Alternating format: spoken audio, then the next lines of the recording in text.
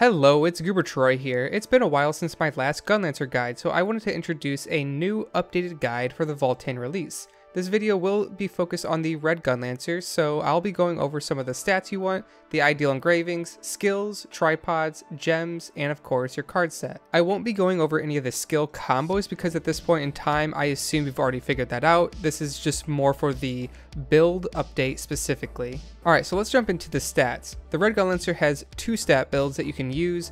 The first is a focus on crit with some swiftness, and the other is focused on swiftness with some crit. I ran some manual simulations which I made a video about, and I'll link that in the description if you want to see that. But in that video I basically found that the crit build was consistently dealing more damage. The swiftness build isn't bad, especially if you're fighting something that moves around a lot, but for purely optimal play, a crit focused build is what you're going to want to utilize. This means you will want to use crit on every accessory piece and swiftness on your necklace. Let's move on now to the engravings you should look to use. For a simple 3-3-3 setup, which will get you by for Valtan, you want to use Lone Knight, Supercharge, and Grudge. While Grudge makes you take more damage, it's also the engraving that provides the best passive damage increase. The Gunlancer, even if you're playing red build, is tanky enough to help offset that Grudge downside of taking increased damage. When you're moving to 4 rank 3 engravings, you want to use the previously mentioned engravings, but add Master Brawler to the mix.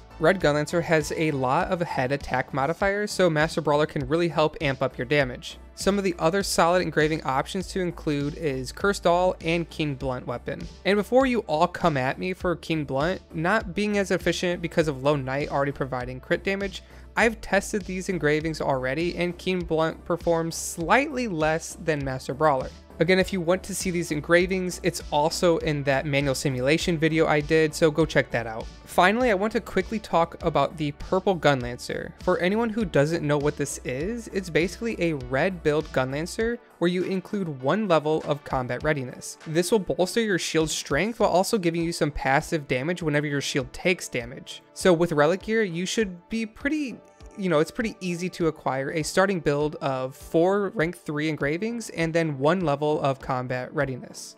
Okay, now we're going to move on to the skills, and there's just one big change here. In the previous build, you would take Fire Bullet, Gunlance Shot, Surge Cannon, and Charge Stinger, and Dash Upper Fire. Those are your 5 lance skills that you were taking, but with the recent Korean patch, they actually buffed Counter Gunlance, so we're going to be implementing that into our build from now on. There are 2 tripod setups you can run with for Counter Gunlance. The first is if you use a 1-1-1 build, which reduces the cooldown of the ability, so this will give you a little bit more of uptime on the boss. And the other build is a 1-3-1 tripod setup for more damage. But what skill is going to be replaced in order to put Counter Gunlance into our rotation? Well, that's kind of up to you. There are 2 skills that I would recommend to be put on the chopping block, and that is Fire Bullet or Gunlance Shot. This is probably going to get a little flowcharty, but basically if you're going to play with Gunlance Shot, then I would suggest to take the 1-3-1 build for your Counter Gunlance.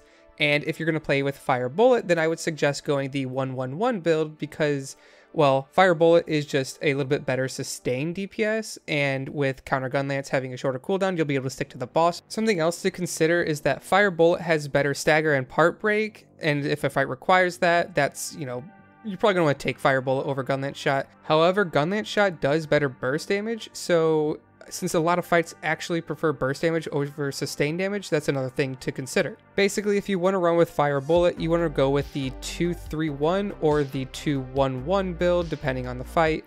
And if you want to run Gunlance Shot, then you want to go with 2-2-2 build. And from there, everything else just kind of stays the same. Surge Cannon will be a 3-3-2 build. Charge Stinger, you'll run with a 2-2-2 tripod setup.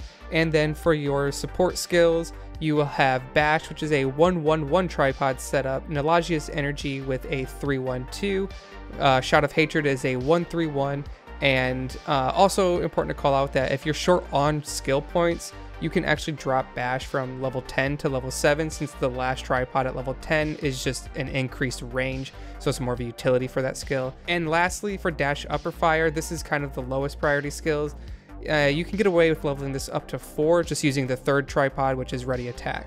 Next, I want to go over the tripods you want to focus on leveling up. Remember, you can only level up 18 tripods, and these upgraded tripods will scale your damage pretty drastically. Let's look at the burst skills first, starting with Surge Cannon. For Surge Cannon, you want to target High Explosive Shot, Overcharge, and Focus Fire. For Charge Stinger, you'll target Weak Point Detection, Charge Enhancement, and Last Charge. If you decide you want to use Gunlance Shot, you'll want to take Nimble Movement, Weak Point Detection, and Close Explosion. If you decide to take Fire Bullet instead of Gunlance Shot, then you want to target Lucky Chance, Enhanced Strike, and Attack Creation. For Dash Upper Fire, you will only take Ready Attack tripods for now, and for Counter Gunlance, our last damaging attack on this list, you'll want to target Ready Attack, either Quick Prep or Weak Point Detection depending on how you want to play the build, and lastly, Bombardment Spear. The most important one here is Bombardment Spear because that's the tripod that most recently got a huge buff, resulting in about a 30% damage increase for Counter Gunlance. But let's move on to our support skills. For your Bash skill, you will want to take Ready Attack tripods, that's the only one you can use. For Shout of Hatred, you'll want to target Quick Prep, and lastly, for Nalajia's Energy, you'll also take Quick Prep. Moving along, gems are one of the most slept on systems for increasing your character's power. Try to shoot for at least level 4 gems in all of these categories, but for damage gems, you'll want to go for Gunlance Shot or Fire Bullet depending on which skill you decide to use, Surge Cannon, Charge Stinger, and Counter Gunlance. For your cooldown gems, you'll want to acquire Nalajia's Energy, Shout of Hatred, Gunlance Shot, Counter Gunlance, Surge Cannon, Charge Stinger, and Bash. And now for the last section, let's look at our card sets. There are several I think that are worthwhile calling out, but I'll still start with the top priority cards, and they're also the hardest card sets to acquire. At number 1, we have Light of Salvation. With Legion Commander raids being released, this card set becomes top tier. It reduces the dark damage received, which Legion Commanders deal dark damage, so already makes you tankier. And with the Awakened card set, it converts your damage into Holy, which deals amplified damage to Legion Commanders in this case. At number 2, we have the Lost Wind Cliff set. You've probably always heard about this being one of the best, and it's similar to Light of Salvation. This card set reduces dark damage received, and when awakened, it gives you crit chance, which is a huge buff for Red Gunlancer, but it also amplifies holy damage for you and your party if you manage to fully awaken the card set. Coming in at third is a combo set of Forest of Giants plus We'll Meet Again. These two card sets combined give you a lot of damage reduction and extra healing while being relatively simple to acquire compared to the previous two sets. And for the fourth and final card set on this list, we have Farewell Weapon. The sixth set will give you a decent amount of HP, but the Awakened card set, which requires 30 awakening points, which is quite a bit, has a chance to grant you a 24% crit chance. The amount of crit would be overkill by a bit, especially with the new relic set coming out, but I still wanted to mention it here in case you can use this set immediately. I hope this updated guide provides some insight as to what is changing for Red Gunlancer and how you can best prepare for Valtan. I apologize for not releasing this sooner to help you prepare quicker, but hey, better late than never, right? As always, if you found this content helpful, consider subscribing to the channel for more Gunlancer and Destroyer content in the near future. Thanks for watching everyone, and I hope you all have a wonderful day.